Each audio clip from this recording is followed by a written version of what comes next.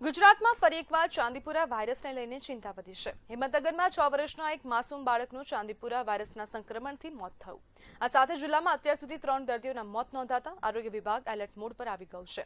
Himmatnagar civil હોસ્પિટલમાં કુલ 7 શંકાસ્પદ દર્દીઓ સારવાર માટે પહોંચ્યા હતા, જેમાંથી એક દર્દી સ્વસ્થ થતા ડિસ્ચાર્જ કરવામાં આવ્યો છે, જ્યારે 2 દર્દીઓ હાલ સારવાર હેઠળ છે। કેટલાક દર્દીઓના સેમ્પલના રિપોર્ટ હજુ પેન્ડિંગ હોવાનું પણ જાણવા મળી રહ્યું છે। ચાંદીપુરા વાયરસ ખાસ કરીને નાના બાળકો માટે વધુ જોખમી માનવામાં આવે છે। તેના લક્ષણોમાં તીવ્ર તાવ, ઉલટી, બેભાન થવું અને મગજ પર અસર જેવા ગંભીર લક્ષણો જોવા મળે। આ સ્થિતિને ધ્યાનમાં રાખીને આરોગ્ય વિભાગે ગુજરાત રાજસ્થાનની સરહદી વિસ્તારોમાં સર્વેલન્સ અને સ્ક્રીનિંગની કામગીરી વધુ સઘન બનાવી છે અને આ તૈયારીઓ પણ શરૂ કરી દીધી છે। તંત્રએ વાલીઓને અપીલ કરી છે કે જો બાળકોમાં આવા કોઈ લક્ષણો દેખાય તો સ્વ ઉપચાર કરવાના બદલે તાત્કાલિક નજીકના સરકારી આરોગ્ય કેન્દ્ર અથવા તો હોસ્પિટલનો સંપર્ક કરવામાં આવે। સમયસર સારવાર ગંભીર પરિણામોનું જોખમ ઘટાડવામાં મહત્વની ભૂમિકા પણ ભજવી શકે છે અને બાળકો માટે આ ચાંદીપુરા વાયરસ ખૂબ ભયજનક માનવામાં આવી રહ્યો છે, ખતરનાક માનવામાં આવી રહ્યો છે। અને આજ મુદ્દે આપણી સાથે ચર્ચા કરવા માટે હિંમતનગર સિવિલના assistant professor doctor Nirav Rathod જોડાઈ ગયા છે। નીરવભાઈ, હાલ જિલ્લામાં કુલ કેટલા કેસ સક્રિય છે? હાલ હિંમતનગર સિવિલમાં અત્યાર સુધીમાં ટોટલ 7 દર્દી સસ્પેક્ટ કરેલા છે। એમાંથી એક દર્દીનો રિપોર્ટ પોઝિટિવ આવેલ છે। અન્ય 6 દર્દીઓનું સ્ટેટસ શું છે? એમાંથી 2 પેશન્ટના રિપોર્ટ્સ આવી ચૂક્યા છે। એ 2 નેગેટિવ પેશન્ટ, એના રિપોર્ટ્સ નેગેટિવ આવ્યા છે અને 4 પેશન્ટ્સના રિપોર્ટ હજી આપણે મોકલી દીધેલ છે, પરંતુ રિપોર્ટ પેન્ડિંગ છે। નીરવભાઈ, તેવી પણ માહિતી છે કે 3 જેટલા લોકોનું આ ચાંદીપુરા વાયરસથી મોત થયું છે। જી હા, 3 દર્દીઓનું મોત થયું છે, 3 બાળકોનું, પણ એમાંથી પોઝિટિવ બાળક એક જ છે। એક પેશન્ટ જે છે એનો રિપોર્ટ નેગેટિવ આવી ચૂકેલ છે અને એક પેશન્ટ જે છે એનો રિપોર્ટ હજી બાકી છે આવવાનો। તો જે 2 બાળકોનું મૃત્યુ થયા છે તેના રિપોર્ટ હજુ આવ્યા નથી, પરંતુ મૃત્યુ થઈ ગયું છે। લક્ષણો તેમાં ચાંદીપુરા વાયરસના હતા? સોરી, જે 2 બાળકોના અન્ય 2 બાળકોના મૃત્યુ થયા છે તો તે લોકોમાં ચાંદીપુરા વાયરસના લક્ષણો હતા? હા, એમાં આપણે સસ્પેક્ટ એ પેશન્ટ ચાંદીપુરાના લક્ષણો સાથે આવેલ હતા। એમાંથી એક બાળકનો રિપોર્ટ નેગેટિવ આવેલ છે અને એક બાળકનો રિપોર્ટ હજી બાકી છે આવવાનો। નીરવભાઈ, અહીંયા તંત્ર દ્વારા, આરોગ્ય વિભાગ દ્વારા ખાસ કરીને સર્વેલન્સ કામગીરી શરૂ કરવામાં આવી છે, તો કયા કયા વિસ્તારમાં સર્વેલન્સ હાલ થઈ રહ્યો છે?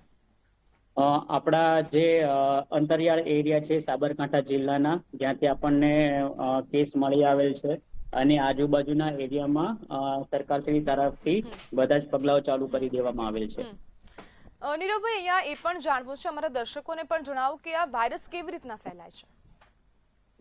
એકચ્યુઅલી ચાંદીપુરા રોગ છે એ ચાંદીપુરા વાયરસના લીધે થાય છે અને પર્ટિક્યુલરલી સેન્ડ ફ્લાય, જે રેતીની એક માખી કહેવાય, એનાથી થતું હોય છે। આ જે છે સેન્ડ ફ્લાય એ પર્ટિક્યુલરલી કાચા મકાનો અને જે લીપણવાળા મકાનો હોય છે એમાં જે તિરાડો પડતી હોય છે, એ નાની નાની તિરાડોમાં એનો જન્મ થતો હોય છે અને એમાંથી એ સેન્ડ ફ્લાયના બાઇટ થી, એને માખી કરડવાથી આ રોગ થતો હોય છે।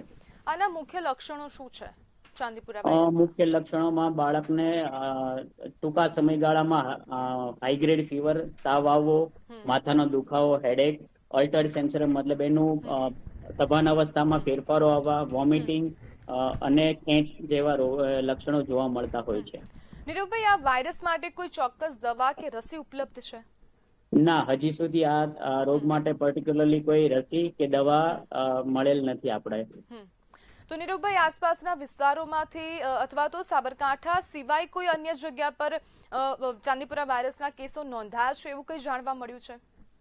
ના, હજી સુધી આપણી પાસે સાબરકાંઠા જિલ્લામાંથી દર્દીઓ આવેલ છે અને